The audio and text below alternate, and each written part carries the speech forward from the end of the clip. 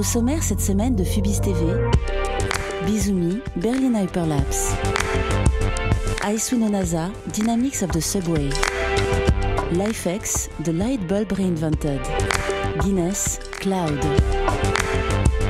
Grizzly Bear, Yet Again. Interview de Philippe Starck.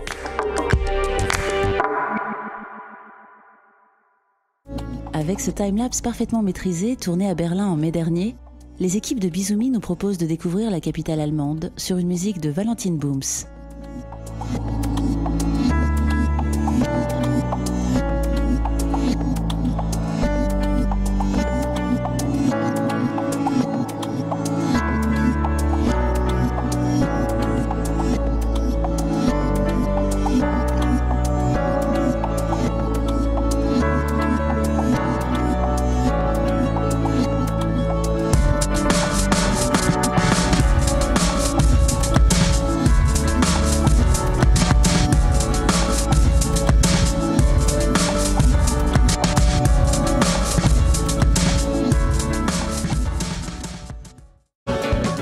Keita Onishi a réalisé ce clip exceptionnel pour le morceau Dynamics of the Subway. Chaque note est ici représentée par une forme géométrique dans un ensemble animé et rythmé, recréant ainsi l'image du métro lui-même.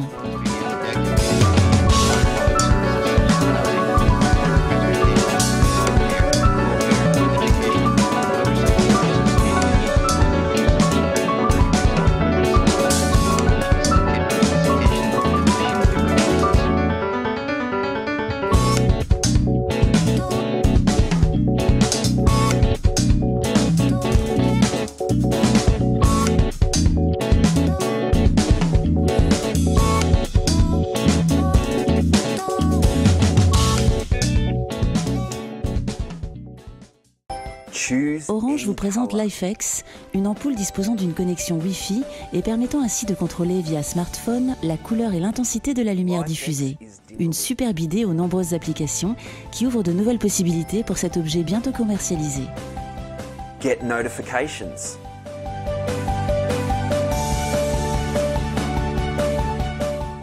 A nightlight for your kids.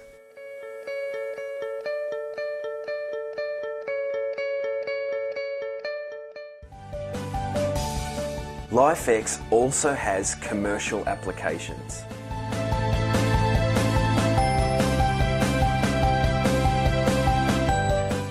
Get your lights to do things they've never done before. Guinness a fait appel à AMV BBDO pour créer ce magnifique spot appelé Cloud, narrant l'histoire d'un nuage libre et doté d'une conscience qui circule dans la ville. Une belle métaphore de la mousse de la bière. The more he saw, the more he did.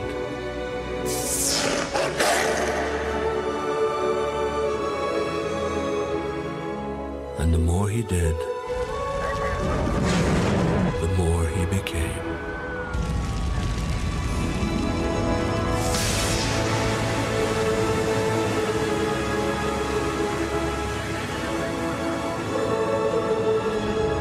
You see, he wasn't just a cloud. He was a cloud made of more. Le groupe new-yorkais Grizzly Bear nous présente leur nouveau clip Yet Again, réalisé par Emily Kaibock. On y suit une jeune femme qui vit un voyage fantastique pour rentrer chez elle.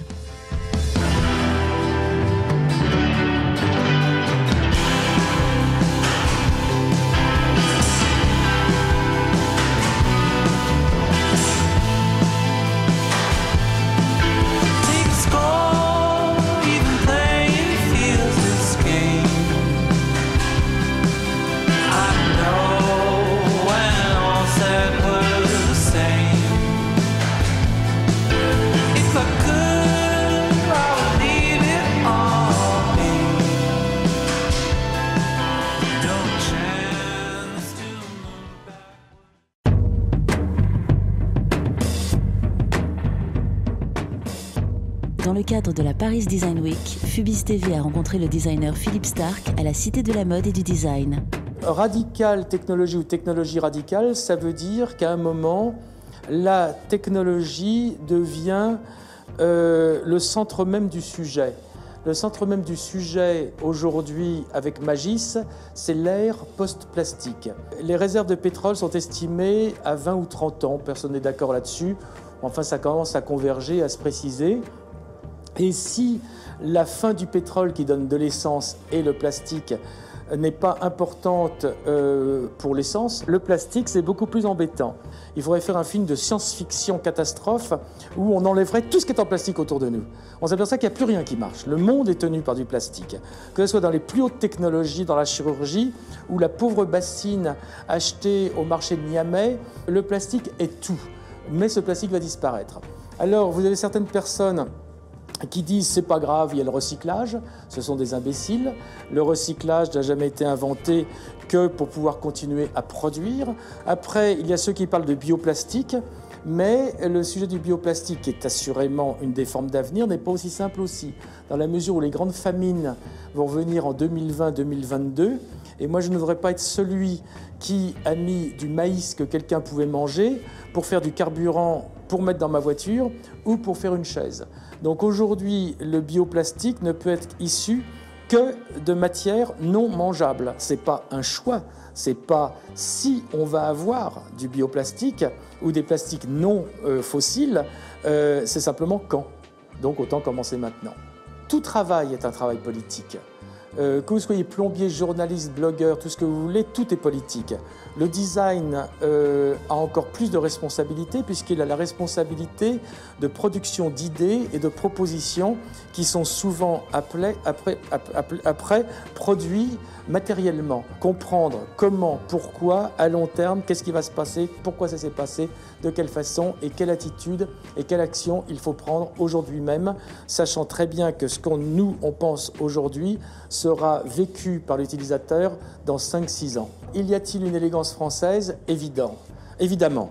C'est une élégance de synthèse, une élégance de rigueur, une élégance résultante de l'extraordinaire esprit critique français. Y a-t-il une élégance de l'ingénierie française? Évidemment. C'est des plus élégantes, puisqu'elle n'est pas seulement technologique, comme par exemple l'allemande, elle n'est pas seulement marketing, vénale, comme par exemple l'américaine. Il y a une vraie façon de traiter le sujet à la française. Parler du futur, parler des projets, il y a plusieurs façons, il y a plusieurs échelles. Il y a les échelles théoriques, d'action théorique non matérielle, comme l'école de créativité, comme les réflexions sur la croissance positive, comme sur la création d'un think tank mondial utilisant tous les chômeurs, des choses comme ça. Après, il y a les projets matériels qui vont des avions aux bateaux, aux mobylettes électriques, toujours dans la très haute technologie. Et après, il y a les petits projets amusants qui font réchauffer le cœur, comme l'ouverture la semaine prochaine de Ma Cocotte aux puces, où on ira juste prendre un très très bon bol de soupe chaude, et ça c'est aussi formidable que le reste. Un conseil à donner à des jeunes étudiants en design, faites gaffe. Faites gaffe parce qu'il y a beaucoup parmi vous qui ont fait ça parce que c'était à la mode. N'oublions pas qu'il y a 30 ans, il y avait en gros, par exemple si on parle du meuble, il y avait moins de 10 designers de meubles, qui étaient d'extraordinaire qualité d'ailleurs. Aujourd'hui, j'imagine qu'il y en a 1 million dans le monde.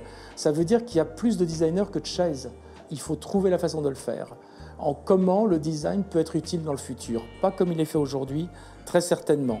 Les valeurs changent, les nécessités changent, les urgences ont changé. Aujourd'hui, il est question de sauver des vies. Est-ce que le design peut sauver des vies? Aujourd'hui, non. Est-ce que les jeunes futurs designers ont trouvé la solution pour que le design sauve des vies? J'espère. Rendez-vous au prochain numéro de Phubis TV. À bientôt.